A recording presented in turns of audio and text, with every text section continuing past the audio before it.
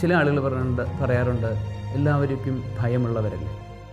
എന്നാൽ പരിശുദ്ധാത്മാവിനാൽ നിറഞ്ഞ വ്യക്തിക്ക് ഭയമല്ല ഉണ്ടാകുന്നത്, അവന് ധൈര്യമാണ് ഉണ്ടാകുന്നത്.